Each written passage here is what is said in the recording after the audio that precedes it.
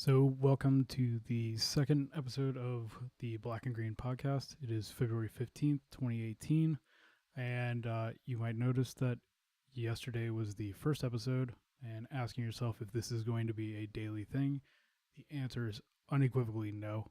But copies of Gathered Remains and my new book through Black and Green Press are supposed to be here today, and I was planning on putting together orders tonight, and shipping delay put them to tomorrow. So, wasn't going to be writing, so here I am. Guess to give you a little more background, turns out people get very enthusiastic about podcasts. Who knew? Probably most people. Probably should have been me. Either way, I figure I'll give a little more background about myself very quickly, just for people who are not aware. If you're curious, blackandgreenpress.org, kevintucker.org. There's a lot more stuff there. There's a lot of writing, interviews, things like that. But I am an anarcho-primitivist, which means I am a green anarchist against civilization.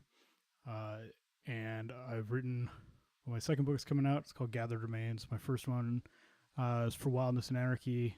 And it was both those are collections of essays. A lot of those essays from the first one are online.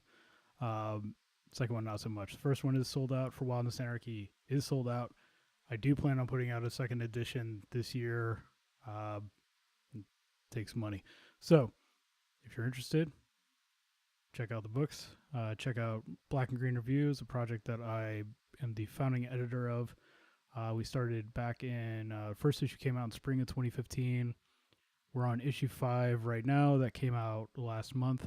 And we are looking down at having number 6 out this fall, winter, maybe earlier. I discussed it a little bit last night, but who knows? We'll see how things go. I am a fan of anarchy in action in terms of heckling. So I get a bit of a reputation for being a dick. And it's not necessarily undeserved. And you could say, I don't give a damn about my dad reputation. World's in trouble. There's no communication. Everyone can say what they want to say. But firm believer in undermining what John Zerzan pointedly called niceism. It just, get sick of people going in circles, and it's not how you say it, it's what you say. It's bullshit. It's what you mean, what you're saying, what you're getting at. That's what I care about. I care about the content more than the delivery. And so that's that. Might explain a little bit if you're not familiar with me and or my demeanor, but it's probably going to be fairly obvious if you are listening to this, if you're choosing to continue listening to this, and anything else like that. So the other thing, one of the things about this podcast is that I spend every night reading and writing, and I also end up spending a lot of time in very lengthy email exchanges and things like that. Some are good, some are not so good, some are obnoxious, some are great, some are horrible, whatever. It's kind of how communication works. If not all conversations are good, I trust most people would be familiar with. It's like communication is like that thing you do on Facebook, except not. It's, dealing with actual people and, hopefully just not responding to everything and actually having a discussion. But my hope is, in a way, that this podcast can answer more questions at one time for what that's worth. So it gives me more time to write. So basically, it's a lot easier for me to say something into a microphone than it is for me to answer the same question over email many, many times. That said, not trying to discourage people, but I can be pretty bad about email communication sometimes, and it's usually because email is always competing with my writing and research time, which I value very highly. So hopefully this is educational. Hopefully this is informative. Hopefully this is worth listening to. Sorry about any of my other quirks that you're going to have to deal with at the time. Probably not a lot of people just listening because my beautiful voice triggers their ASMR, but what do you know? So, on with the first part. For those who are aware, there was a large school shooting in Florida yesterday. For those who are not aware, for those who are listening in the future, my reference to a school shooting in Florida might not be tied to the one that actually happened yesterday. It could be any time. These things happen all the time. And in fact, I think the number was one school shooting every 60 hours in 2018. Pretty insane thing. It's a very civilized thing, and it's particularly a very American kind of thing. So John Zerzan had a letter to the editor about it, and as always, John is much better at very poignant responses. So I'm going to go ahead and read this one that he sent out because fucking nails it. The mass shootings go on and on. We know that this phenomenon is about two things, guns and mental health, except it really isn't about either. It's about the nature of society, when life has retreated to the cyber screen, when community is gone, when technological mass society means that people are increasingly isolated, cut adrift. Environmental catastrophe is arriving and social life is more and more degraded and in retreat, and it makes almost zero difference who is president. It's looking like the last stage of the last civilization. Time to snap out of it. Jay-Z. Gotta love John. Always love John.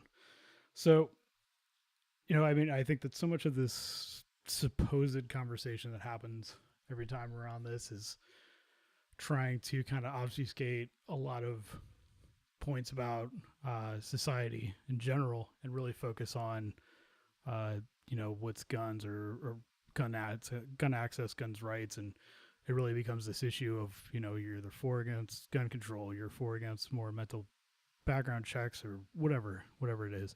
And ultimately it just comes down to more and more control. And I think a lot of people feel that they kind of have to take a side on that. And it comes down a lot of times to, are you pro or anti-gun? I'm anti-technology. I got guns. Some things are going to not just be some simple kind of constructed moral quandary. I think that there's a lot of answers to questions like that about what it boils down to and what you would do that really just have to do with the scale of society. And it's like to try and take a stance on any of it in terms of gun control and things like that, it just completely misses the point. And I think as John very succinctly showed or mentions that this is a much more complicated thing. We created this society, and it just is beyond any human scale.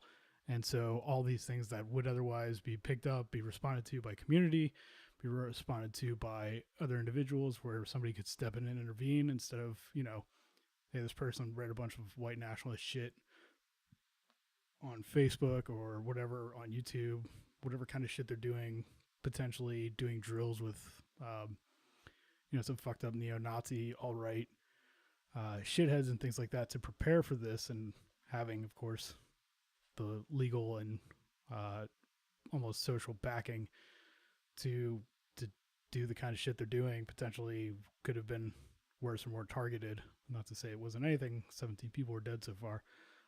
But, we just go to the same point all the time. Like, what are we going to do about it? How are we going to fix this? How are we going to deal with this society? And it's a fake conversation. All these things people want to talk about like, this is the conversation we're having. And of course, right now, especially at a time where social media is such a huge thing, any of these supposed conversations last as long as a news cycle, and then it comes and goes. It'll get brought up again because it's going to happen again. Although with like the insane wave of shit that's happening in the perpetual news cycle right now, for the most part, this stuff isn't even getting reported on. It's not getting much attention.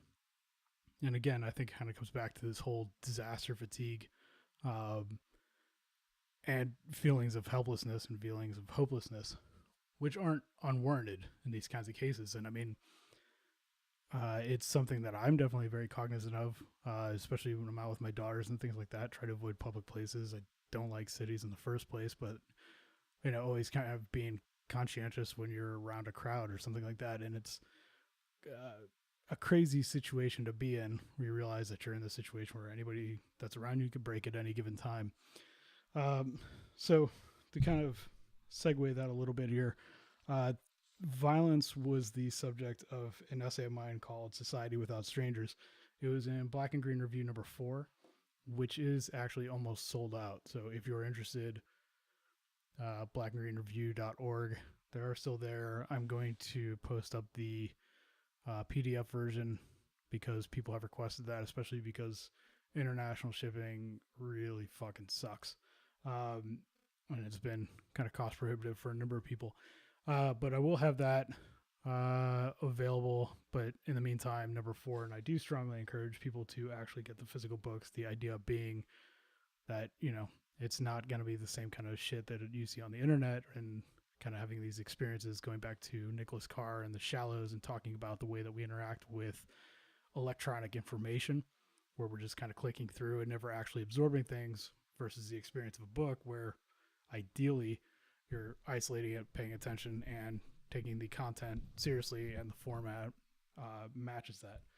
But this essay, Society Without Strangers, there's a couple of them that are essays I had been kind of theoretically and in terms of the research been putting together for a very long time.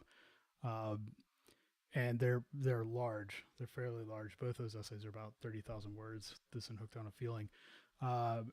And really trying to touch on a number of things. So there's no real good elevator version of what this is about. But effectively what it comes down to is a discussion about what is violence, and kind of trying to break away from the civilized dualisms that we have about violence, where we're treating it as like a thing to uphold or a thing to abhor. You know, and you see this within every sect. You see it on the left, you see it on the right, you see it with conservatives, you see it with liberals. You know, people kind of taking this total fascination with guns and militarized violence and revolutionary ideals and stuff like that. And then on the other side, just very, you know, extremist kind of stuff. You can talk about ISIS. You can even say, as with this Florida shooter today, that a member of some shit, I think it was Republic of Florida, some white nationalist group, very ISIS-like, went ahead and jumped on it and said, hey, this kid did some training drills with us. We might have bought him one of his guns. Just all this kind of crazy shit where it's just like propaganda machines and dogmatic, self-serving, crazy kind of shit that you look at and you're like, how does this actually work? And the reality of it is that we're a lot of broken people, and we're looking for anywhere that gives us meaning, because of course the sacred self is the primary target of domestication. It's the ultimate sales pitch. You are special. Even in death, you can mean something if you're part of our cause. And it's just really part of this revolutionary idealism and philosophical, ideological garbage that ideally we get rid of at some point, and we can start to work on to shred that. So that's important.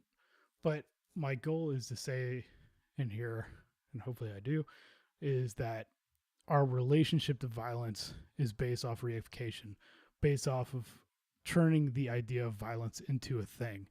And realistically, violence is a part of life. It's a emotion. It's a response. It doesn't necessarily have to be murdering people. It doesn't necessarily have to be a lot more than, or, you know, of course it doesn't have to be a fucking mass shooting.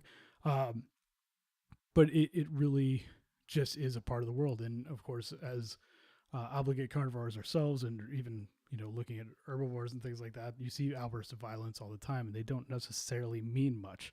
What's more important is that wild societies, and particularly the wild societies of our nomadic hunter-gatherer ancestors, and this within primal anarchy, or these primal anarchistic societies, they had multiple means of conflict resolution. So the importance and the counterpoint of violence within all these societies is to be aware of the potential for violence, and then find other ways to resolve situations where violence might otherwise occur. So looking at other methods of conflict resolution.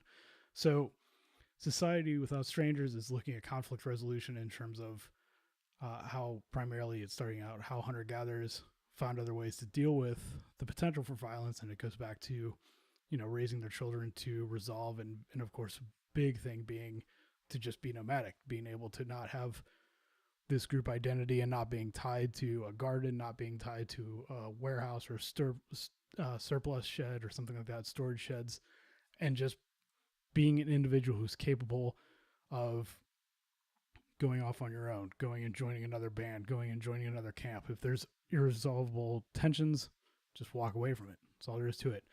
The core of these societies and the core of the way that they function is by recognizing the way that things can go bad and having a society that's capable of dealing with them without the violence. And if the violence does break out, having ways of reconciling that, having ways of moving beyond it, and doing so without a kind of moralistic framework. And, you can kind of look at, of course, one of the big things with, say, moralism from monotheistic religions, say thou shalt not kill.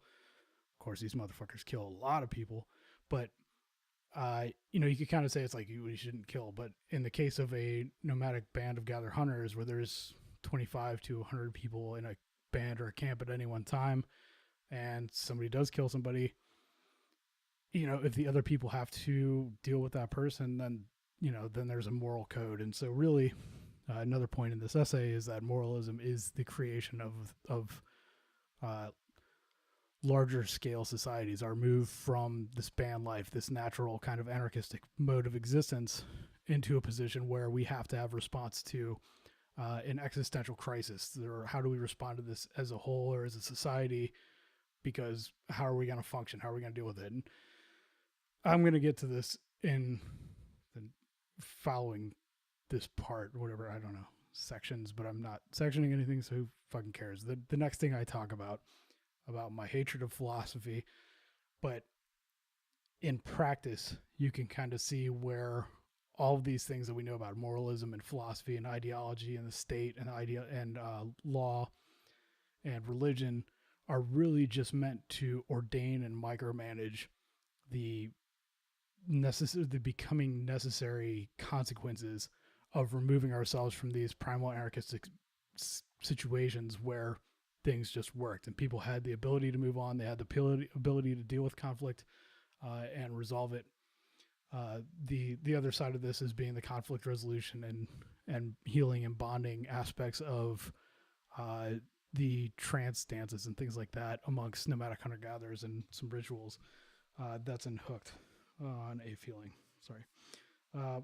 Another subject, but, just to kind of position those things and where I'm coming from with them, I see Society Without Strangers and Hooked as two sides of the same coin, both dealing with conflict resolution. And the overarching thing of all my work, if you're not familiar, is understanding primal anarchy and how domestication undermines that. In particular, how looking at domestication in minutia and seeing how that was a response to our kind of human nature and our innate rejection of elements of control and elements of, kind of artificial hierarchical order. So, yeah, that's that. So, in the scheme of things, that's where these essays fit. The overarching point is that we want to talk about violence. We want to talk about mass shooting in terms of, well, how are we going to correct this? And if we're not talking about civilization as a whole, then we're missing the entire point. We're not going to solve any of civilization's crises through them. And in fact, as John pointed out, and he's pointed out many times before, mass shooting is just one indication of civilization in crisis itself. Like, this is the ultimate manifestation where you're supposedly sending your kids to learn somewhere, which is, bullshit in its own regards, but send them off to school, and then another kid who's just alienated, disconnected, disinterested is just gonna take a gun and end it all. Obviously, there's issues with the guns existing in the first place, and if we never had them, civilization wouldn't still be here. So if I could go back in time and take away a couple technologies, maybe a fantasy round for another episode, we'll see. Guns are pretty high up there. Plows also being up there as well. Just never being able to forge steel. We would have been a lot better off. This world would have been a lot better off without all these things.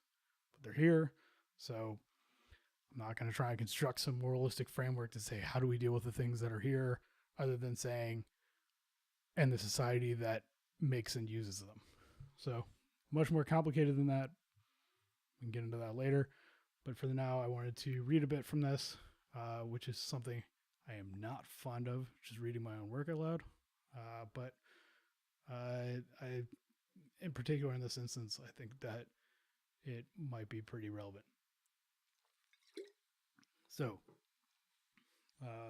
again, this is from Society Without Strangers, Black and Green Review number 4. Also in Gathered Remains, which should have been here today, will be here tomorrow. By the time you're hearing this, it is available, blackandgreenreview.org. All right. So the story begins by talking about the situation with among the Kung, in which a guy named Twee he's just kind of lost it. A lot of background to that story, and this is not me reading it. This is not how I write. Sorry, it's just how I discuss. But to give the background, he had just kind of snapped one day, and he had killed other people before. And in this case, he had just shot off poison arrow at a person and hit them, and the whole band had just had it, just said, this is enough. This person has to end. And they got into a battle or a fight with him, shooting arrows, and at a certain point he had gotten hit with a poison arrow, and he just said, that's it, I'm done. Threw his weapons aside, just end me, and they killed him. It's a fascinating story for me, which is why I opened this piece with it. And I think that, there's a lot of people, Ted Kaczynski among them, who would say it's like any instance of violence erodes what he would believe is the liberal basis of anarcho-primitivism, a garbage argument if there ever was one. And all this talk about how anarcho-primitivism supposedly cherry picks so that everything within hunter-gatherer life was all dandy and fine, and everybody was just happy and communing with nature constantly, which is not what we're ever trying to present. I mean, there's no, talking about human nature, talking about the value of wildness and the importance of just, life and the interrelationships between all living and wild beings is much more complicated than just saying it's like, oh, here's the lion sleeping next to the lamb, or some kind of weirdo religious moralistic heaven scenario or whatever. And I actually think in this case, the ability to just say, this is how this band chose to deal with this problem, because at the end of the day, there's no prison, there's no police, there's no system that they can just throw this person into because they've done something awful. And at the end of the day, there's that recognition that this is somebody that we're going to have to deal with. It's not just like we bury this person and we pushed them out of town or some shit, and now it's somebody else's problem. We don't have to deal with it. They had to deal with that person, so they dealt with it. Again, another reason why moralism is kind of a garbage situation. The people who killed him weren't murderers. They were, well, I mean, technically they were, but I mean, there was no moralistic quagmire. There was no convening of the councils and saying, this is what we're going to do. It's just a innate visceral response. We cannot deal with this person. We cannot deal with the harm that they're causing. So they respond to it. All that is to say, this is the preface for why I'm mentioning a person named Twee in this section. All right, so this is me reading now. Perhaps those who seek authority are not unlike Twee. The ability to kill on mass scale, to order the death of thousands, if not millions, from afar takes a certain kind of psychotic personality. The very person that most likely never was checked by parents and by other children in a Bobby kind of environment. Perhaps those individuals would kill in any society, regardless of their upbringing or any attempt to resolve or dissolve conflicts before they mounted. It's nearly impossible for us to say, as nearly every person alive, even within recent memory, has not been a stranger to civilization and its systemic violence in one form or another. But we have unquestionable evidence that even if these personalities had existed, a society without strangers created coping mechanisms for dealing with them when they get out of hand. Civilization, on the other hand, has found ways to empower them. You have this constant current throughout the history of civilization of patterns of behavior that are unusually vicious, even for societies with militaries. That is, societies where there are not only specialists in killing, but specialists in strategized mass killing and technocrats dedicating their life to increasing the ability to kill more efficiently. At the outposts of civilization, You have systemic empowerment of unhinged psychotics like King Leopold II of Belgium, who built an empire of terror in the Congo on the fortunes of rubber. A man who took hands and feet of slaves for not meeting his imposed rubber quotas and killed with absolute indifference to foster his own power. He became the influence for the character of Kurtz, an ivory trader in Joseph Conrad's Hearts of Darkness. His source of power became interchangeable because this bloodthirsty king of the frontier story rises again and again throughout the history of civilization. We have child-sacrificing mind kings and the decapitating soldiers of the caliphate, like the Old World Crusaders and New World Colonials, and they are all part of the ongoing expansion of the civilization that we inhabit. Technology scales carnage. Though some acts might be more brutal than others, it is only because they can be. Warfare, within modernity, can be waged by technicians. While politicians are quick to rile up public support for their killing, the needs of civilization are a more rational sort. To protect resources, to maintain order, to advance territory, and to eliminate potential threats. I'm going to skip ahead a little bit. All of us, as we have clearly seen, are equally capable of breaking. Quote, cage creatures show much more apparent behavior, end quote. Paul Shepard writes, quote, including psychotic fits of bloody carnage and many of the same psychotic symptoms as humans in our developed nations, end quote. And with the technology of civilization, the death count increases exponentially. So while the kind of psychotic murder that we've empowered with technology and given authority through politics may have existed at any point in our nomadic forager past, there were social mechanisms to cope with them. They risked being shunned or exiled. They had to know their potential victims and face their kin. They weren't given more authority. They weren't given more justifications. They weren't rewarded with more efficient killing technology. And if all else failed, they faced the unrelenting spears and arrows of an egalitarian society capable of handling them. That's that section. And then let's skip ahead to the next section. And all right, let me see if I want to read all this part. It's worth reading, I should say that, but let's see, let's read a little bit here.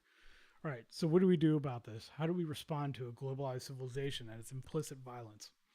There's no simple question and there are no simple answers, but we have plenty to work with. For me, the question of conflict resolution is both empowering in terms of how societies can function without the law and in exposing the fragility of domestication.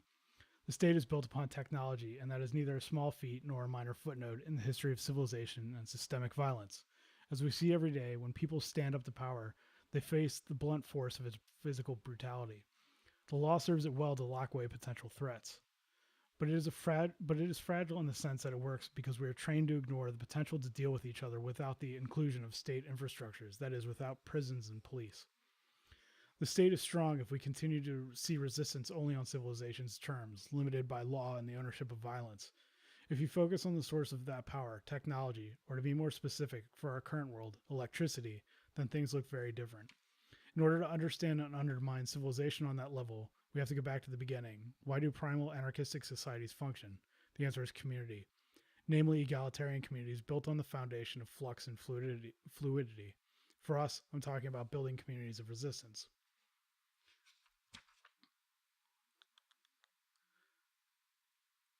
So let's read that part. As I have argued elsewhere and repeatedly, the sources of indigenous resistance, in contrast to revolutionary movements, lie within the strength of communities. Revolutions are fought for ideologies. They are fought to correct the wrongs of the state and the want to reshape the enlightened future society upon which the failures of the existing empires. Needless to say, even when they are successful, it is hard to argue that they're more appealing. Radicals and extremists, in many ways, simply mimic the form of religious death cults, most notably, in our times, ISIS. The vision of the caliphate and the righteousness of the martyr need no real-world actualization. In offering the promise of life after living, the martyr is the ultimate ideologue. By the time they are able to be disappointed about the future that wasn't awaiting them, it's too late to matter. Being untethered by the existing world, the relentless nihilism of indiscriminate murder sadly draws a new kind of allure. Terrorism grants an escape from the consequences of being dispossessed by the domestication process. It gives vindication to ending an unfulfilling life, a justification that serves as the only difference between the two ideologically or technologically infused archetypes of modernity, the suicide bomber and the mass shooter. Wink, wink. We get to this point because we believe the domesticator's innate lie. Authority lies within the law, and the power of authority lies in its monopolization of violence. So long as violence remains reified, so long as violence becomes and remains a thing, it has a lure. It becomes a tool of liberation just as much as the functional force of conquest. If the end goal of revolution, true to its innately political nature, is the conquest of authority, then time is always working against it. The Soviets who fought in the Russian Revolution might have had the numbers to take on tanks and cannons. I suspect they wouldn't have fared quite as well against drones. Nor would we. But it is the demystification of violence that creates the potential to erode the sanctity of authority and to understand, much like egalitarian nomadic foragers, that there are ways to mitigate and dissolve tension without violence. In a world of billions of people, it's vital to recognize that it is not the lives of individuals that seal our fate, but the technology that grants individuals the power to wield authority or coerce systemic violence. It is the domestication process that keeps us in line and keeps us from viewing civilization as a failed attempt at creating a biological organism and acting upon it. In the words of John Bodley, quote, civilizations are artificial cultural constructions, not biological organisms, and they would be poor biological performers if we insisted on considering them as organisms. He must have just written it that way. Not my fault, I'm sure. End quote. Civilizations are not alive, but they are parasitic. They demand the wholesale consumptions of entire ecosystems, of devouring their wild hosts. Civilizations may not be biological organisms, but their existence demands that they act like one, so that they can die like them, so that they can die like biological organisms. Like its forebears, this civilization too will die. The decaying infrastructure of its technological reign crosses the span of nations and oceans. The precision of its war machine and logistics lie in the precision of satellites and cell phone towers, neither of which is impervious to destruction, intentional or not. The Earth decimating ability of power stations can be undone by storms as well as sabotage. The perpetuation of its growth and is dependent upon agricultural production as its primary crops continue to be threatened and tainted by climate instability. Its need for an unrelenting stream of finite resources remains undeterred. Its bloated and overwhelming rendition of a biological organism, unlike its ever-growing harness of militaristic force, is exceptionally fragile and vulnerable. Humanity has survived millions of years of evolution by embracing fluidity and flexibility. There's no reason to believe that our biology can outlast the synthetic one of the state. And end quote. And scene. All right. So, moral of the story. Anti-moral of the story, to be more consistent with my wording, is that the entire issue of violence is not as simple as just saying, more guns, less guns, more control, less control, more background checks, more political interference or anything like that, but to just say the state is a failure, civilization is a failure, and their ability to control any of this is really just trying to keep 10 pounds of shit in a 5-pound bag as long as they possibly can to keep the veneer up, to let us believe that they actually can control anything about our world, anything about us, and anything about the way we react. And the fact that people are breaking so much, the fact that people are going so far to find any kind of out, and the fact that people are willing to take a gun into a high school or to a mall or to anything, or strap a bomb to themselves just to kill as many people as they possibly can, is absolutely an indication of how far this civilization has taken us from where we need to be and how far it has removed us from that community that we need as social animals. And so to me, that's kind of the answer, is that none of the above. Civilization is not going to get us there. Civilization is not going to fix this. We're better off as soon as we realize that. So before I jump ship here to the next topic, let's have a little interlude, and relates to the book I'm currently working on right now, of Gods and Country, about the origins, or the subtitle is The Domestication of Our World, and about the origins of religion, kind of tribal nationalist identity, and patriarchy. We're really juxtaposing all that with the missionary conquest, missionary contact throughout the world, which really just put are extremely disconnected, hierarchical, nationalistic, colonizing, conquering modernity in direct confrontation with people who had no gods, as Durkheim would quote, or as Durkheim would argue in a way through his definitions, and how I'm arguing. It's again another subject, but I like to intersperse this because, of course, if you're having a lot of knowledge here, a lot of research or anything like that you want to share, always open to more. Missionaries do an exceptional job of trying to hide their atrocities and hide their day-to-day activities. But as a lot of the work focuses on the largest missionary organizations, particularly Wycliffe Bible Translators / Summer Institute of Linguistics and New Tribes Missions, which is now Ethnos 360. Some very evil motherfuckers. There tends to be kind of a fading into the background of some of the other ones out there. So, piggybacking off the conversation about violence, and talking about the Lanho or hunter-gatherers in Malaysia, had a particularly strong tendency towards nonviolence that they instill in their children, the way they interact with each other. And it turns out to be a very important part of their society. Of course, the hunter-gatherer reactions to violence, the hunter-gatherer reactions to conflict resolution can be very different from society to society and things like that, but and even band to band at times. But again, it all comes down to that recognition of these are things that can happen and trying to build up conflict resolution to avoid them completely. And in this case, it turns out that the Lano rejection of violence and their preference for conflict resolution actually was one of the primary means of keeping them from converting to Islam, which they had a lot of Muslim missionaries coming against them. So there's a couple quotes that I will pull quickly from this excellent book by Scylla Dallos, From Equality to Inequality, Social Change Among Newly Sedentary Lano Hunter-Gatherer Traders of Peninsular Malaysia. This book came out in 2011. Really good book. She's actually going to be speaking at CHAGS, the Conference on Hunting and Gathering Societies, as well.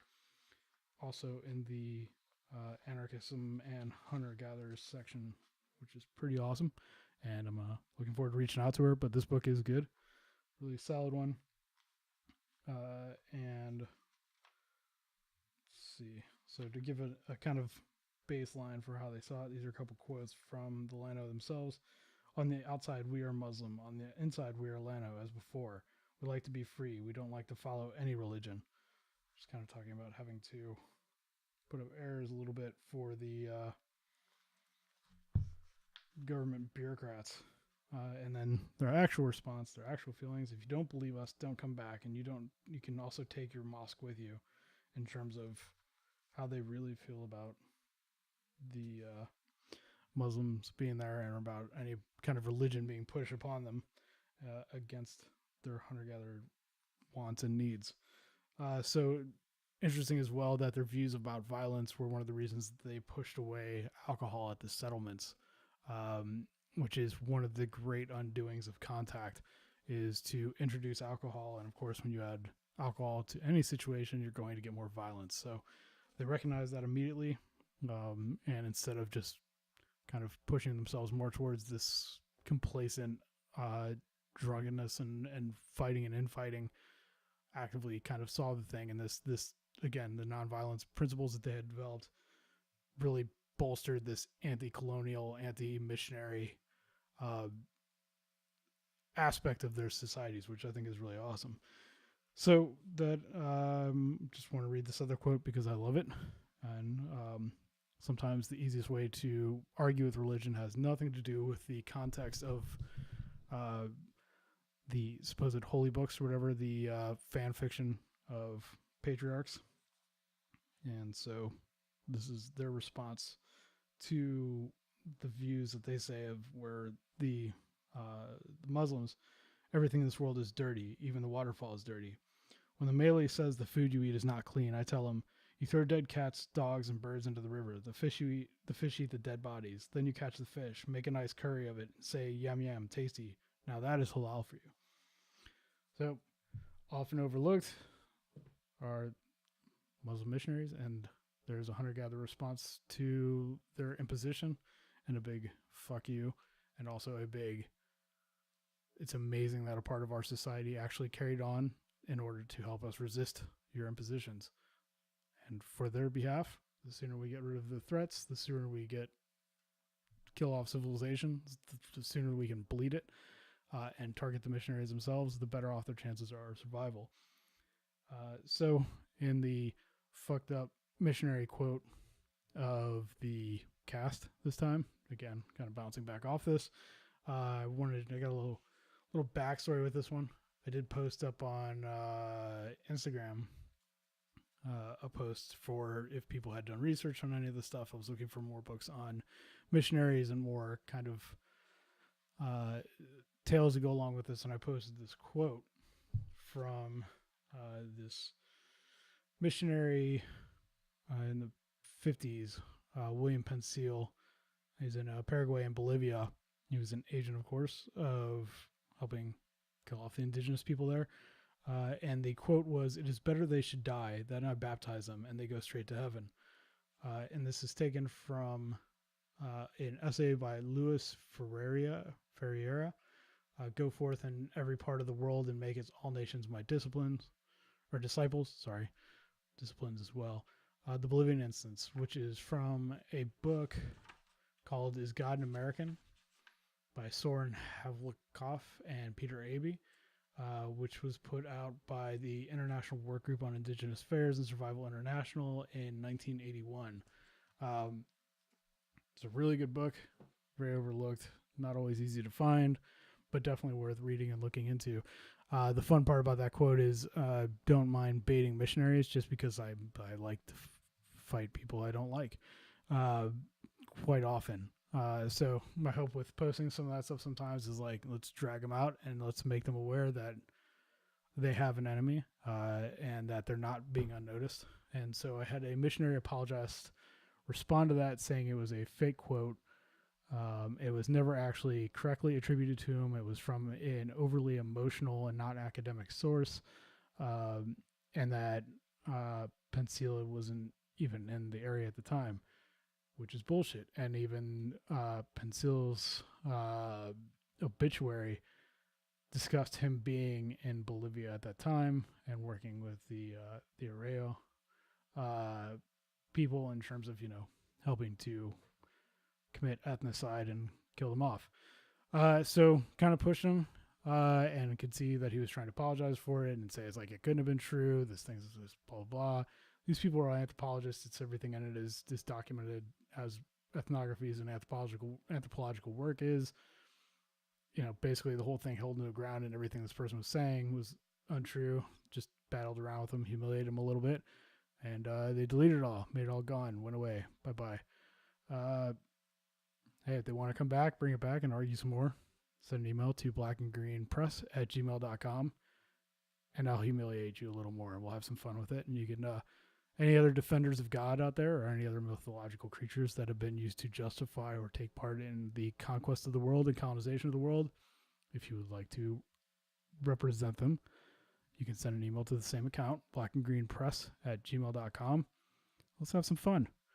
I don't mind fucking with your shit. It's what I do. Part of what I do. So that brings me to my next point. Part of one of these back and forth email conversations I've had recently, I had a first today where I was accused of being anti-academic, and there was one other part. Yeah, I forget.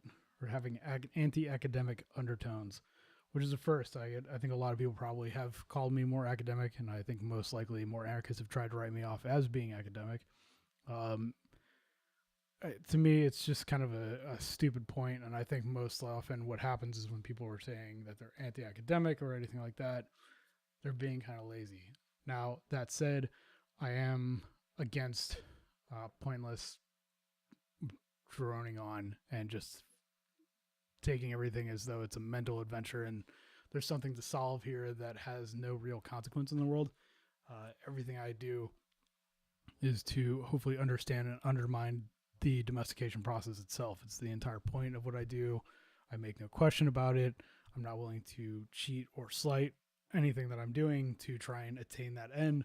But I'm not going to lie. I mean, that's the fun part about being an anarchist. It's the fun part about self-publishing and things like that. It's not that I don't have standards. It's not that I don't have rigor. It's not that I don't intentionally deal often with people who I know are going to call me on my shit or just try and point things out and really take everything to task, which is a huge part of Black and Green View's editorial board. At times can be very contentious, but you know, we're not letting anybody just get away with anything. We want to fill in these gaps. We really want to expand this entire critique. We want to be able to really take all of these aspects to the furthest degree and to uncover things that hadn't been uncovered or hadn't been uncovered in the same context before and really kind of draw things together. And I'm always interested in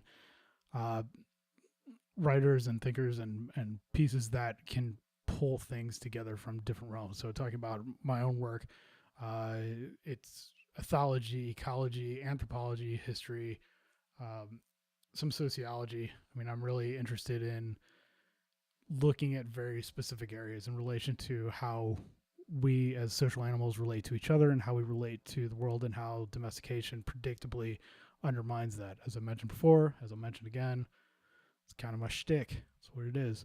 So it's an arduous process. And I mean, this is something that I spend pretty much all my time is doing research and writing and going through and going through the sources and not having to hold up this journalistic notion, as I was getting to with the idea. The fun part of this is that we don't have to pretend that we have some kind of like neutral perspective here. We don't have to play these journalistic games of saying it's like, oh, we got to give the other side equal footing. It's like the entirety of history, the entirety of everything we're taught is the other side, is the colonizers speaking, and fuck them. Like you don't have to misrepresent them, but they do plenty awful on their own.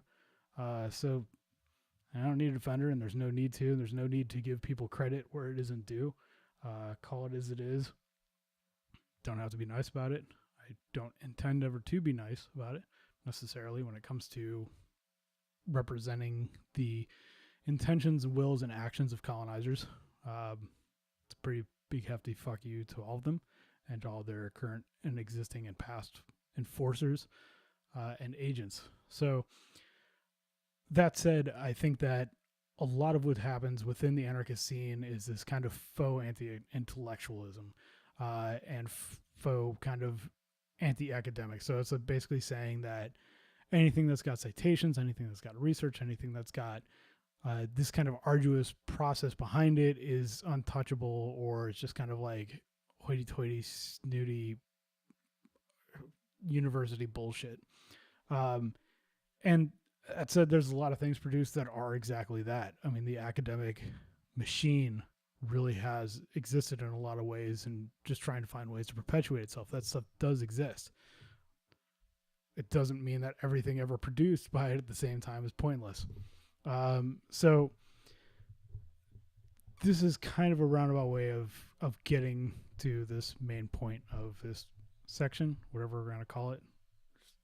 No borders here. So it is what it is. But I hate philosophy. And for me, philosophy is all of the worst things about academics. So kind of bringing it back to what I was getting to here was that we have to give people more credit for what they're capable of understanding and where things are at. And if we kind of treat all these things as some kind of ivory tower situation or something like that, like, yeah, I mean, it's just pedantic bullshit. You might as well be a missionary, just telling people it's like, we've got to give it to them in a way that they can understand it. We have to be approachable. I mean, I think that people are fully capable of understanding all the concepts that anarchists or anarcho-primitivists or anything else like that are putting out there, as long as they're grounded in reality. And it's like domestication is not a complicated concept, and most people understand the term, at least on some level that can be explained further, or understood in context, unless of course you're a philosopher, and then it's just kind of a free fall. But I don't really want to talk to philosophers. This is where it gets down to. But if you want to say that talking about hunter gatherers or something like that is academic, I mean, it's super self-explanatory. A hunter-gatherer is a person who hunts and gathers. A horticulturalist, person who is a hunter-gardener. Agriculturalist, person with farms. I mean, these are not concepts. In fact, they're so self-explanatory that it's kind of ridiculous to think in any realm that discussing these things or to use these terms is like, some other thing that people can't possibly understand. It's like, come on. Yeah, I think people understanding hunting and gathering is a pretty low bar. And, people can understand very complicated concepts. I've seen a lot of people that I, would say had a lot of intelligence, however you want to put that, or whatever. But I mean, they have their zone, they have their place that they talk about something. You can talk about pharmaceuticals or something like that. These people are fucking doctors when it comes to that shit. They can tell you everything. They tell you the side effects. We're capable of understanding all this shit. So all this pretentious kind of bullshit that exists and in both the academic perspective and in both this faux anti-academic thing are really just pedantic versions of like, we're having this conversation amongst ourselves and other people can't have it, which is ultimately just another way of saying the shit we're talking about doesn't fucking matter to the rest of the world. And if it doesn't matter to the rest of the world, if it doesn't matter to the people, if you can't communicate your ideas without bringing a dictionary, I don't want to read you. I mean, I end up reading a lot of that stuff because, like I said, I do a lot of research. I do read a ton of very dry academic anthropology and history and things like that. And, there's times where I read it and it's just like, okay, here's a very good point that I'm going to try and turn into something that's usable, hopefully. And there's other times where it's just like, what is wrong with this careerist that they're just going to try and explain things in such a dry way? And at the same time, you can understand how colonialism works. You can understand how all these different vestiges of colonialism continue to exist. And it's just because careerists talking about everything in detached, dry terms as to challenge the fact that, or to not ever confront the fact that they're talking about the subjugation of people, places, and the world around us. So it's all out there. I think it's ridiculous to try and make a position of saying all this stuff is bad, all this stuff is, which I'm going to ironically do about philosophy, but that's a subject. Or that all of history, because history is the words of colonizers, is going to necessarily be false. And therefore we can't know reality. We can't know any of this shit. The world is out there. And I think the important aspect where I try to drive home about my points about wildness, my points about being a hunter-gatherer and talking about human nature and things like that is that all of these points are demonstrable. All these things they're not philosophical concepts.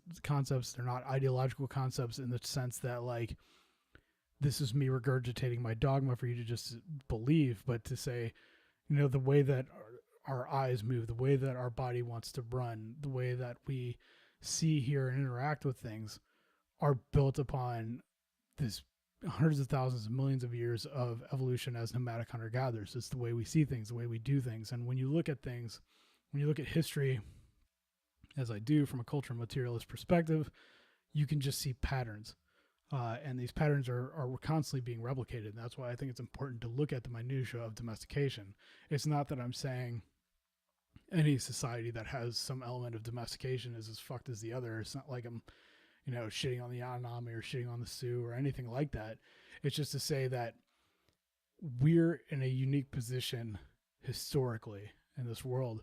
For those of us in the first world, those of us, speaking English and listening to this podcast, having a computer or something like that, where we're facing the collapse of the civilization in our lifetimes or not, or how fully it's going to be. It is a process. It can take hundreds of years and, but rapid changes can happen very quickly, where we have access to this thing within us and we're looking at, ways out. We're looking at ways that we can live in communities, ways that we can deal with each other without the state, or going back to conflict resolution, things like that.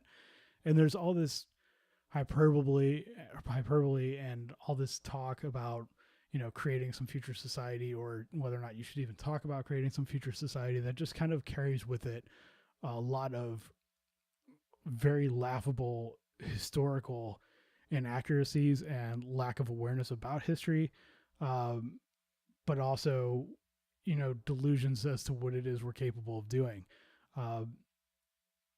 There's a reason that nomadic hunter-gatherers took a very similar form and had functioned in very similar ways, even there's differences in ritual, even if there's differences in the way that hunting techniques worked.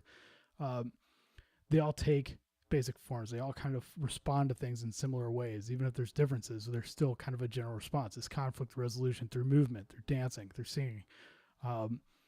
They're universals, and there are some differences. You have the Lano, who had very strict nonviolence, and you had the Kung, who would execute a person who had gone crazy and killed people. You have movement, you have flex within those things, but all in all, when you look at human societies, like any other social animal, there's individuals and individual personalities, and there's changes from here to there, but for the most part, there's a core aspect of how they function and how we interact with the world that is replicated everywhere. And anywhere you see elements of domestication, whether we're talking about people settling, whether we're talking about people having gardens, whether we're talking about people having, storehouses full of dried fish and proteins, or, whether they have row crops, all these aspects of domestication, in terms of domestication of plants and animals, and then the domestication of humans, really take the same form. And there's a kind of constant theme, especially amongst anti-capitalists and Marxist communists, to talk about capital has created this want or this need, and religion and the state are a created need, and that's why they're used to control us, to sell this entire narrative. And it really gives domesticators and civilizers way too much credit. Civilization is primarily just maintenance, and it's really just, it's the path of least resistance to form people who are ultimately conscripts and labor force, military force, whatever it is that we are. In this case, a lot of us just post-consumer, whatever, things drifting along and occasionally going crazy and gunning out in schools and students. But you just see how these patterns emerge, and you can see how the way that this functions, the way that civilization has gotten as far as it has, is by taking aspects of us as social animals and tearing them apart, and then recapitulating them back to us in a way that befits hierarchy and dominance. So you get the rise of religion as the owning of this narrative about the things that we would feel between each other. When you take a look at the communal dances, the trance dances, and things like that, and then you look at religious ritual, and it's about just trying to orchestrate the function of those kinds of events and those kinds of happenings into a way that reinforces hierarchy. And you can look at going from the Mabudi, who believe that the spirit of the world is the breath of the forest. There's no cognizant force or anything like that. It's just that all matter, all life, all energy is interconnected, and that energy isn't dead. It just has meaning. It's not a god or anything like it, but contorting that into a cognizant god that does have a direct impact upon the world, and having many gods throughout. And you can look at, basically the higher the hierarchy, the less gods there are. So, and you have horticultural societies where there's just kind of the fragments of what you would actually consider a god, or what from Durkheim's definition of God would be, which is a cognizant, aware, creative force that has direct impact on day-to-day life. So you really don't see too much of it in horticultural societies. You definitely see it in agrarian societies. But it's really just about trying to reinforce this artificial power structure by taking all the things that we want and all the things that we're looking for, such as conflict resolution and such as meaning and community, and then repackaging and selling them back to us. So all this is really just a way of kind of putting out and saying, there's an entire history to how we get to this point. There's a history of where everything that we see comes from and where it's going and how it works and how it functions. And it's impossible for me, and I would hope a lot of people, to say that, we're just going to think our way out of civilization. We're just going to think our way out of this whole mess by coming up with some philosophical construct that allows us to not use anything, because anything that civilization created, anything created within civilization, is tainted. Ironically, would also include any philosophical discussion about, our words and the way we use them. Everything has caveats, and everything has nuance, and everything has various parts that are good and bad, and a lot of it has to do with colonial history. You can even look at Las Casas or something like that. I mean, he was a fucking missionary. He was a slave owner, but not going to say it's like, well, I'm going to never read his account of the colonization of the Indies because of that. And I mean, again, you could even look at the Nazis, and they're ardent record keepers. It's not like because they're Nazis, you shouldn't look at the records to understand exactly what it is that they did. But we understand that we're in a situation that is wholly unnatural and wholly fucked up. And it's going to take a lot of work, and it's going to take everything at our disposal to get out of it. So, I think that the whole thing about academic or not, it really comes down to, kind of walling off some certain areas for arbitrary reasons, in terms of like, well, I'm not going to get into this, or I'm not getting into that. We're all nerds about something. It's just how it is. And some people make a career of it and some people don't. Some people get initials behind their name, some don't. But we're all, in this society, we're all specialists at some shit or another. So, just fuck it, whatever. Like, it is what it is. It's not, if you have to come up with reasons to not read something because it's got citations or something like that, cool. You're fucking cool. You win whatever it is you're doing. But rest assured, I've been in arguments with a lot of people who've brought up the academic stuff, and I said, I've been called an academic or for relying on academics too much often. Just don't care, can't be bothered to care about it. And, I've been called that by people who have more degrees than I do. And of course are academics in their own right about their own thing. It's a dumb thing to get hung up on. Either your shit is practical or your shit's not. That's all there is to it. I don't care. I don't care about all the nuanced stuff that you got. I don't care about your ideas of anarchism or anything just being conversations that go on forever or some stupid shit. Postmodernist garbage. Just, we're all just telling stories or whatever. Yeah, I don't care. If it's got no practical application, then I don't care. If it does, it can be used, and you can use it with caveats. You can point it out. You can say these are the upsides and downsides. By all means, fucking do it. And nobody else outside of these weird philosophical or academic or supposedly radical circles is asking these kinds of questions. It's really just the people who are, ironically being the most radical that they think they can be by trying to be against the most things that don't make sense to be against. So, brings me to this point. Why I hate philosophy. Philosophy to me, and obviously there's all strands of it, and I'm sure there's philosophers out there that have inspired me in some ways and whatever.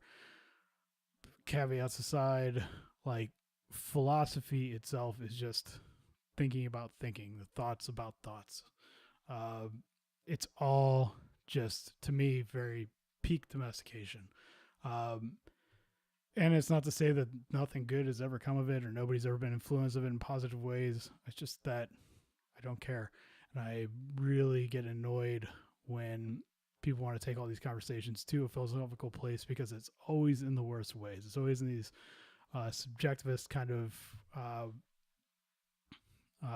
course, postmodern, but just really philosophical arguments. And when you get an argument with somebody who is coming from a philosophical perspective or coming from a philosophical background, nothing ever is what it is. You just got to try and find ways to box everything up, because, of course, everything for a philosopher is just ideas and just theories and just various kind of like, well, so-and-so said this about this and that.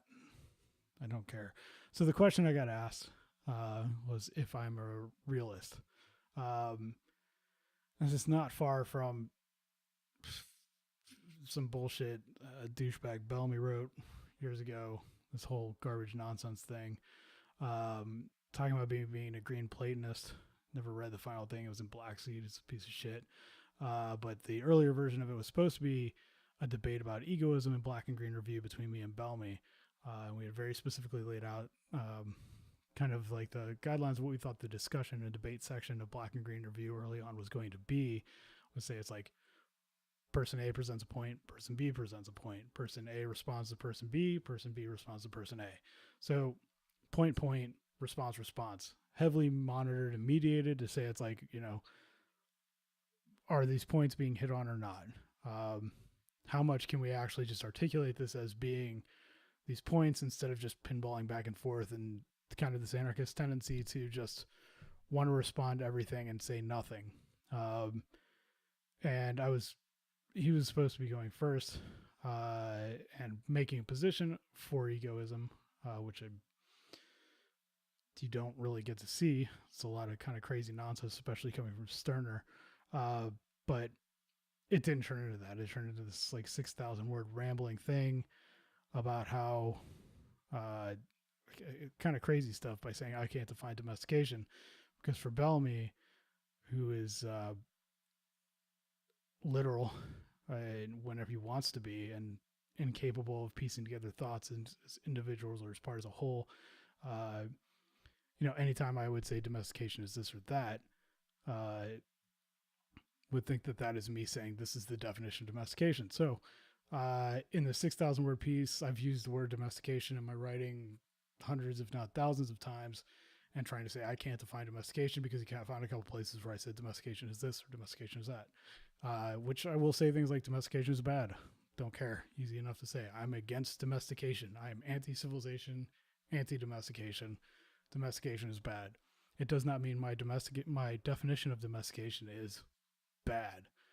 It's a lot more nuanced than that. It's a lot more complicated than that. You have domestication of plants, of animals, which requires some degree of force and changing at a genetic or structural level. And you have domestication of humans, which is social in nature. So it's basically, how do you convince these people that this is happening? Of course, there's variations of it. When you get to civilization, you have force, you have cases of slavery, you have cases of internment and things like that, where it is by every stretch of the imagination domestication by force, but the implicit part of it being that domestication in all cases, but particularly in human cases, doesn't result in a change on a genetic level or a change on really any basic aspect of what it means for each of us to be born a nomadic hunter-gatherer. We can be convinced otherwise, we can be living otherwise, we can be putting a lot of crazy situations, as we currently are, but the baseline is still there. Like the way that you function is as a social animal functions, is as the human animal functions. Too complicated for an egoist, apparently. Too complicated for a philosopher that talks like he was raised by two psychologists, and nothing ever is what it is. So as a fucking green Platonist or whatever, according to him and according to that piece of shit. And that stuff gets brought up when it's like, am I a realist? I don't think about the world in these terms. I call myself an anarcho-primitivist. I've been an anarchist for 25 years now. I've been an anarcho-primitivist since 1999. I've been a cultural materialist for a long time. I put those things out there. I understand why people don't put any terms on themselves, but for me, it's just shorthand and showing it's like, hey, there's more to these ideas than just what I'm saying or what I'm thinking. For me, that's important. Again, the validation of these claims is just, I'm putting my math out there. When I put citations out there, when I put the quotes out there, it's like, this isn't just my ideas.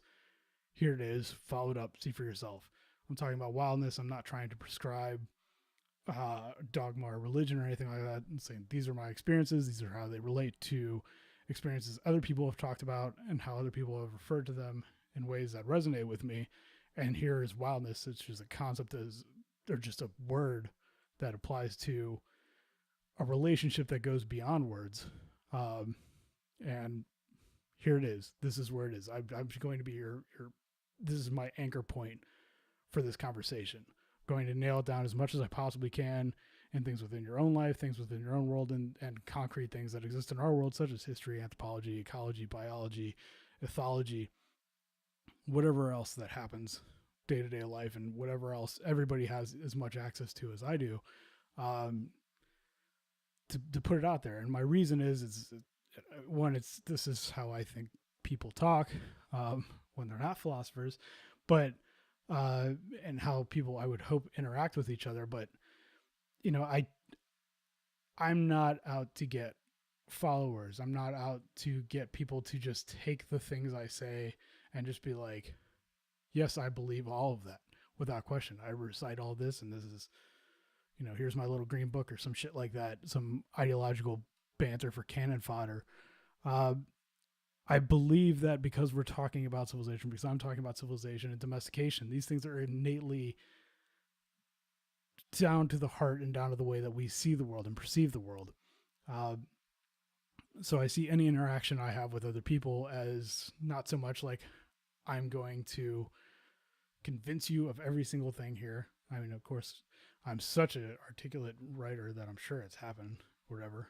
I don't know. But jokes aside, it's really just about saying I'm going to try and nail in as many points as I can, as many anchor points as I possibly can between history and between what's going on in people's lives and what we see and exists in the world, and the way that we see and perceive the world ourselves, and the way that domestication undermines that. So all the things that are brimming beneath the surface that any of us can relate to and any of us can experience, I'm going to try and get as many of those anchor points as possible, because I believe, and as I've seen many, many times, when you tell somebody that civilization is inherently fucked and that domestication robs us of who we are as social animals and cheats us from experiencing life as a part of a whole, and puts us on this mission to try and hopefully, get rewarded with heaven or whatever it is, money and whatever kind of shit civilizations are trying to sell us,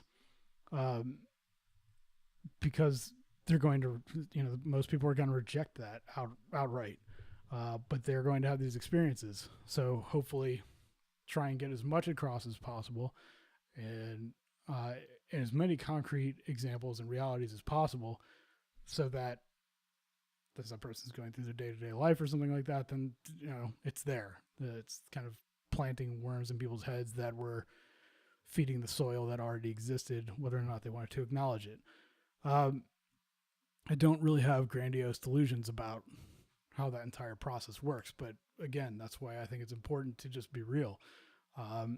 Say what you think, and then if you find things that contradict or make things complicated, for me, it's important to dig into those things. Those things are the things that somebody's going to innately find or go towards immediately and want to try and reject everything. So I like to speak in very concrete terms. So being a materialist makes a lot of sense, because it is about how our relationships with the world, in terms of how we procure or produce our livelihood, impact the way that our societies function. There's all different kinds of things about that huge other topic. Anyways, it really boils down to not wanting to try and sugarcoat things, not wanting to lie, not wanting to cherry pick and just present things and cover up all the ugliness and try and simplify things to the point where it's just like it's all good or it's all bad, in terms of like hunter-gatherer life or things about how nature works. But of course, the historical reality and the concrete realities, we all see it, is that things have changed. And that's why I'm talking to people. That's why I'm doing a podcast. That's why I'm talking to a microphone hooked up to a computer right now, and I'm going to have to upload it and send it out and things like that. Obviously, things went wrong.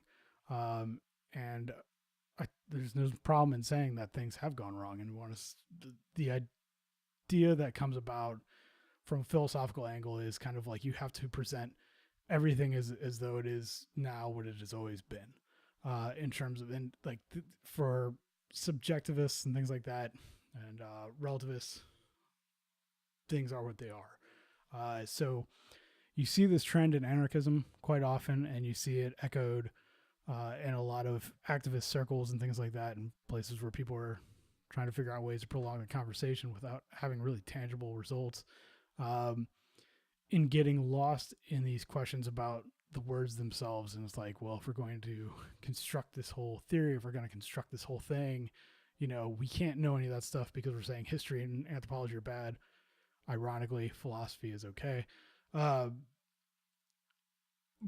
like, we got to kind of construct this thing that fits anything. So we can't say civilization's bad because that's a moralistic judgment. And what is civilization anyways? What's domestication anyways? And all this kind of shit that just tosses everything that we do know and everything we have available to us thrown in the trash so we can have a discussion about discussions instead of just doing what most people do and saying, oh, no, the world exists. When you cover your eyes up, it doesn't go away.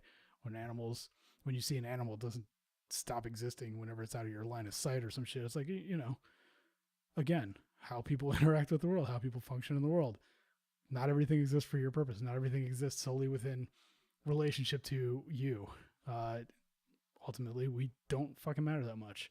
And the fact that we have to create ideologies, especially ideologies that are supposed to be liberatory, that envelop this idea of individualism and this idea that, like, no, you are special, or in Stirner's words, you are the unique. This shit's just kind of crazy to me. So I hate philosophy because nothing is what it is. And it grants so much permission to kind of create this whole thing of saying, like, you believe in objective, or somebody talking to me now. So I believe in objective reality, therefore I'm a Platonist because Plato believed that reality was real. Believed a lot of other shit too. I don't fucking care. Guy's been fucking dead. I mean, like, why he's more relevant than the sphere of existence that has happened in the hundreds of billions of other humans that have existed outside of this one dude. Like, yeah, the world's out here. And I get where the impulse is from, to want to go into the philosophical side, because there's a kind of a safety to it. And there is kind of a moralistic ideological purity implicit in it, in saying that, we're going to construct the perfect terms. We're going to construct the perfect baseline under which we can approach the world in a revolutionary way to cover up for the fact that we're not changing shit about how the world actually functions, and the fact that civilization is killing the world. When I first went to college, I was heavily influenced by deep ecology. I was an anarcho-syndicalist at the time, red anarchist, but also a very confused one, in terms of not having to reconcile the aspects of the syndicalist or worker control aspects of the ideology that I kind of strangely fit under and had de facto kind of fallen into, with the fact that I was very ardently supportive of Earth First, Earth Liberation Front, Animal Liberation Front, indigenous resistance movements, anti-extraction, protest resistance, activism, all these things that were innately against civilization and innately against production itself. But in the 90s in particular, there was a degree of, anarchist sectarianism, but it wasn't quite as pronounced as it would become after 99. And that's why you kind of get some people talking about post-left anarchism, and it's kind of a catch-all thing that fell about for discussions that were being had in Anarchy, a Journal of Desired Arm, and Fifth Estate in the 70s, 80s, and 90s. And it can include things like John Zerzan, who's an anarcho-primitivist, Bob Black, Jason McQuinn, Wolfie, or whatever he goes under, Farrell Font at the time. And it's really this very diverse kind of group that has no consistency other than the fact that people could put it into a category of having these individuals having been leftists and then trying to erode it. John and I both strongly reject post-left as a label, in terms of our own applications and in terms of it being any kind of a coherent critique or anything like that. That's a whole other discussion, but coming back to that, at that time, 99 and early 2000s, as Green Anarchy was just starting to happen, and Green Anarchist was already an anarcho-primitivist publication in the UK. But Green Anarchy was started out by somebody who had been a former editor of Green Anarchist in the UK, was very liberal green anarchist, and nothing like what it would become after the editorial change around issue 4 and 5. So talking about, I don't even know, I'm guessing on the top of my head, between 2000 and 2002, at which point Green Anarchy went from this entire section of anarchy where people from Graham Purchase to Murray Bookchin, where the social ecologists and things like that were thrown under it, to us just getting the new wave of Green Anarchy out there and just saying Green Anarchy is innately anti-civilization. I know some backlash and there was a lot of whatever, but it kind of went without too much of a fight.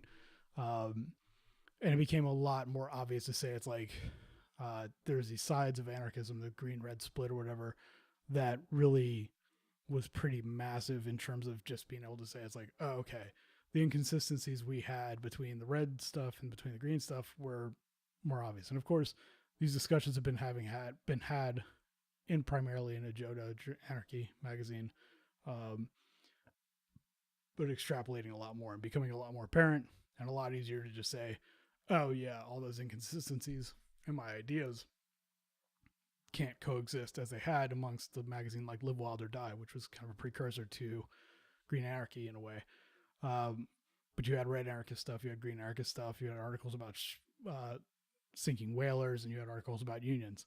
So it's kind of this weird punkish 90s world where you could coexist in all these realms and not have to reconcile the differences. So that said, at the time, deep ecology for me was a way to really contextualize a lot of those arguments. And I tend to put the difference between deep ecology and anarcho-primitivism as being deep ecology recognized that population was the primary issue, and as innately a biocentric or earth-centric view of the world, and anarcho-primitivism went further, and it's like, well, where did the population rise come from? It didn't just come from nowhere. So anarcho-primitivism is more innately focused on the roots of civilization, the origins of civilization, and deep ecology is more just like a perspective. And very radical things came about it from it. Earth First was founded on, above all else, deep ecology, biocentrism, and it created a lot of action and a lot of activity. But that's also why the people who started Earth First are just, kind of douchebags in a lot of regards. So they could be very sexist, pro-border, just because it really came down to like, we're trying to deal with this problem as it is, and trying to find things like, say, how do we deal with population, instead of saying like, what are the things that happened in the world that made population possible to explode. So it was a philosophical perspective. The practice of it was equal parts Earth First, and for some reason amongst deep ecologists, deep powder skiing. Okay, why, I don't know, but it's kind of an ethos. It's kind of a worldview, but it's very much philosophical.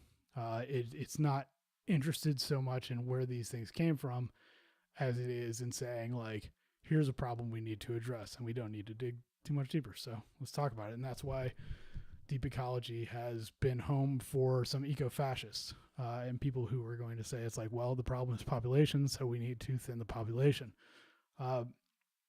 Whereas, anarcho-primitivist critique would say population explosions happen because of technology making them possible, and sedentism removing a lot of the variables that kept nomadic hunter-gatherer band population relatively in check. And you didn't have to have so much in terms of infanticide and geronicide and warfare.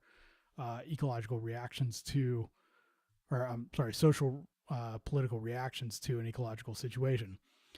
So for me, that hatred was kind of like building, because I thought philosophy could be a way of understanding the world as it is and trying to pull these pieces together.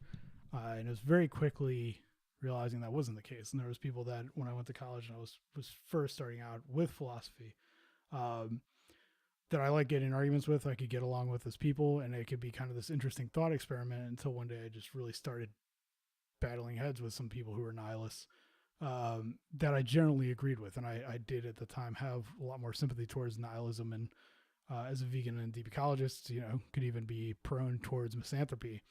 because I hadn't done the digging. It's like, oh, well, humans are this way, which of course we aren't.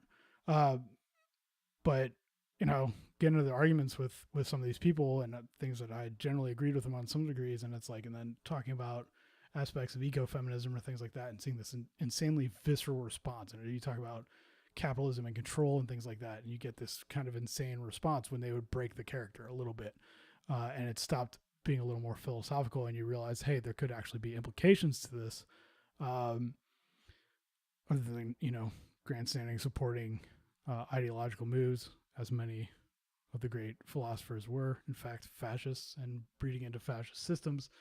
But you know, I started to get the picture. It's like, okay, this is thought experiments. These people are all going into public relations. This one nihilist guy that I generally could kind of get along with a bit, whenever we started battle heads, it just came out. He's like, I want to work as an ad exec for a cigarette company. Like, this is all just practice for arguing with people and positing things that are insane. And of course, this isn't to say this is where a lot of people take philosophy or everybody takes philosophy, but you can see, or I could see from this instance and talking to a number of these people, it's like, oh yeah, that's right. You just want to argue. You just want to talk. You just want to have these conversations and imply meaning, and really nothing's going to change. And if it does, it's usually for the worse. And it's all because you can distract from what is actually happening in the world by just going off into this land of make-believe where it's all just ideas, where we could say, it's like, yes, what is happening, just pull an example at the time, talking about DNA and fighting Peabody Coal in the Four Corners. I can say, it's like, yes, these things are bad, but what is reality?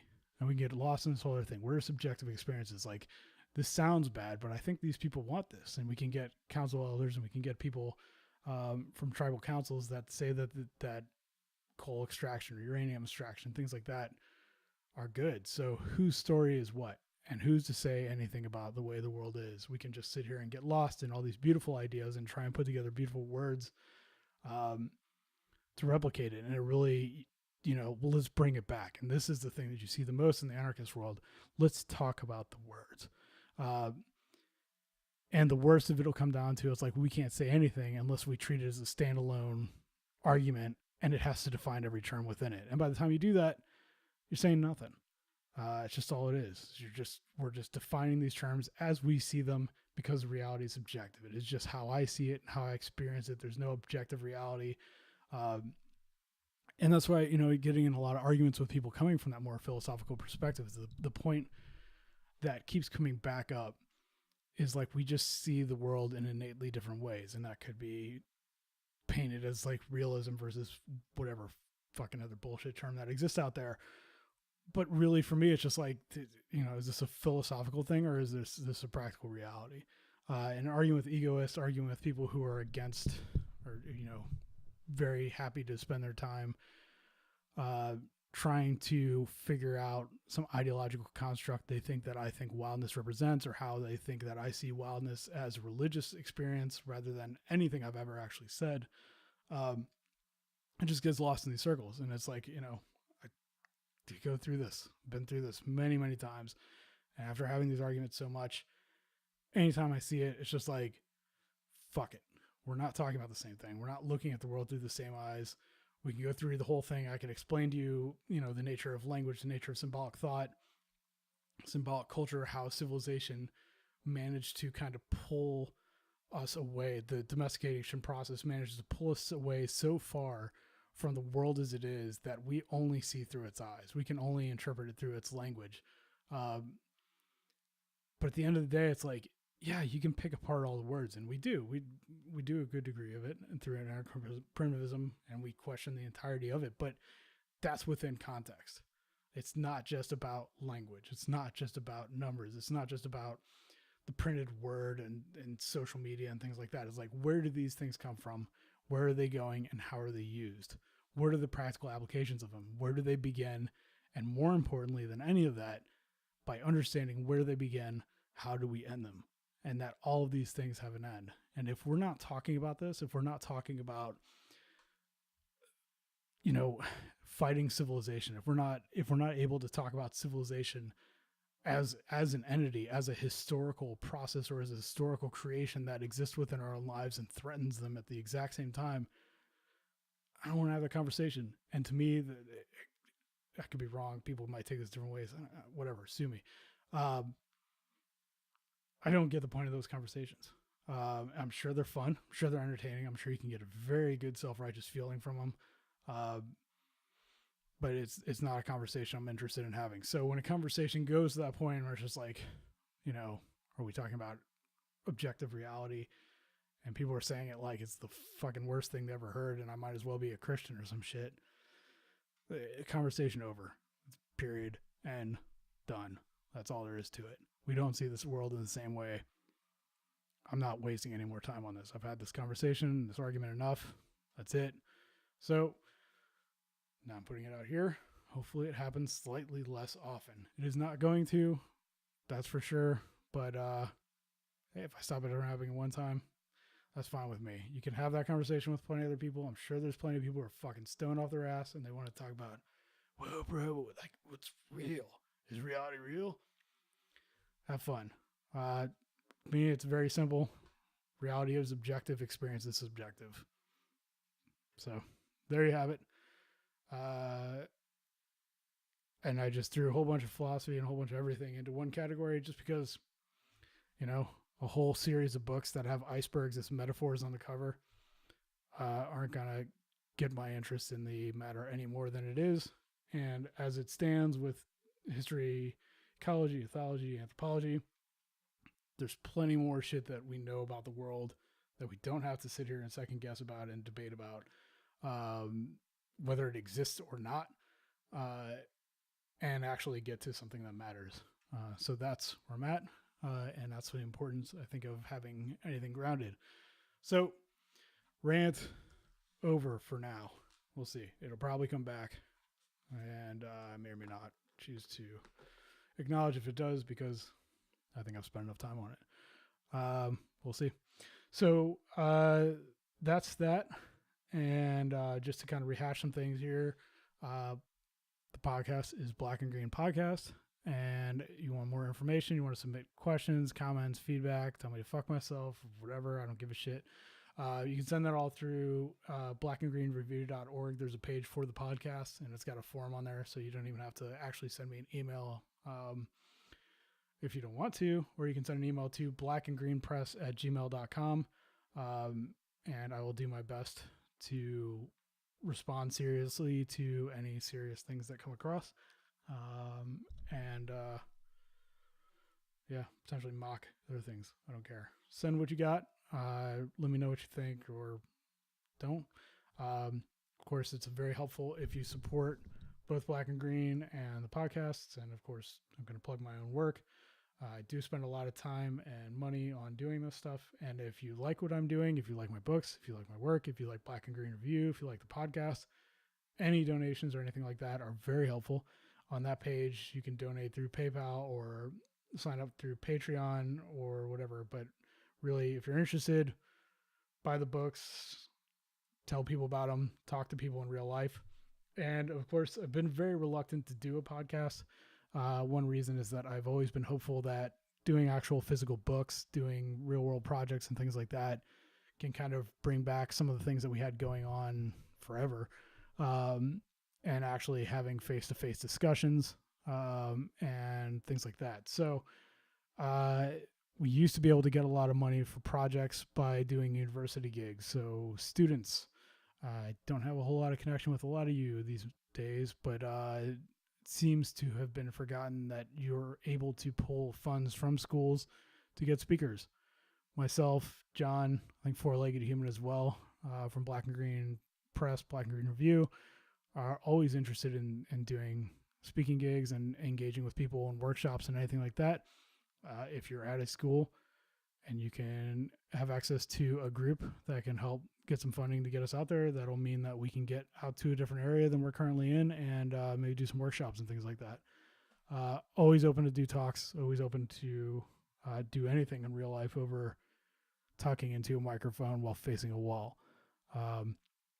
So that said, those are the ways to support it. Those are the ways to help spread the word. I appreciate it, and talk to you next time.